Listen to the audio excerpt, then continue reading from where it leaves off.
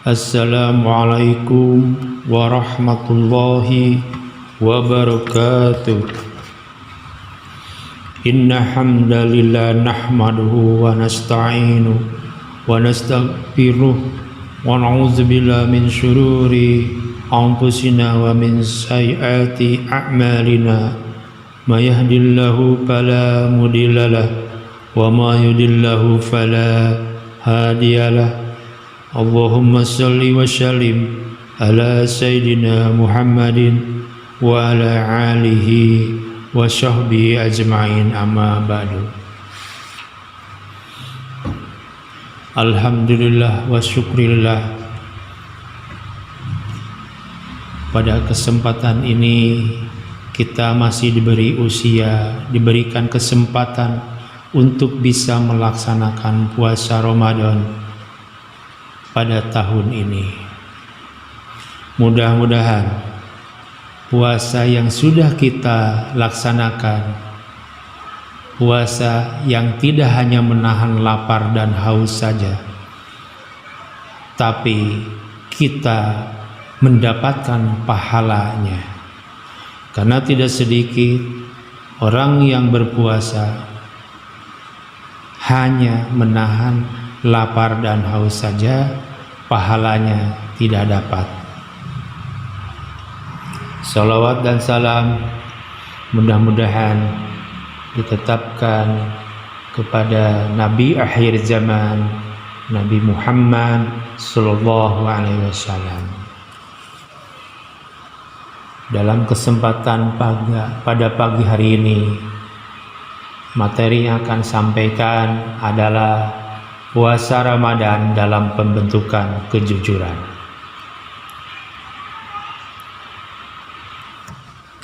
Bulan Ramadan merupakan bulan suci bagi umat Islam. Orang-orang Muslim memperbanyak ibadah di bulan suci. Saat menempa diri dengan ibadah puasa, juga dapat membentuk seorang Muslim menjadi pribadi yang bersifat jujur. Salah satu hikmah dari kita melaksanakan puasa adalah akan menanamkan kepada diri kita sikap kejujuran.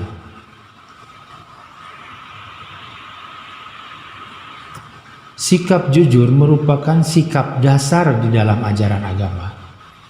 Nabi Muhammad SAW pernah ditanya oleh seorang sahabatnya tentang hakikat ajaran Islam. Beliau menjawab dengan singkat, menurut Rasulullah hakikatnya adalah iman dan jujur.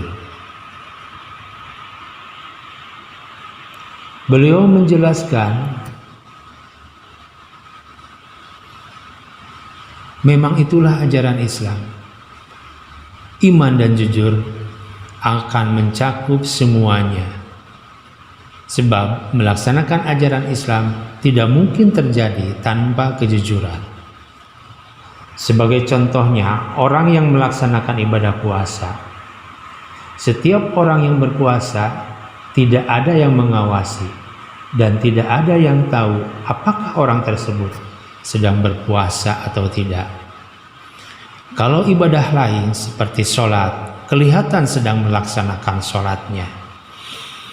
Ada takbiratul ihramnya, ada rukuknya, ada sujudnya. Kemudian orang yang sedang membayar zakat kelihatan sedang membayar zakatnya. Dan orang yang melaksanakan ibadah haji kelihatan oleh orang lain. Tapi puasa tidak kelihatan sama sekali. Maka Allah Subhanahu wa ta'ala menegaskan, semua amal ibadah untuk dirinya sendiri atau pribadi manusia, kecuali puasa, kata Allah. Puasa itu untukku, kata Allah.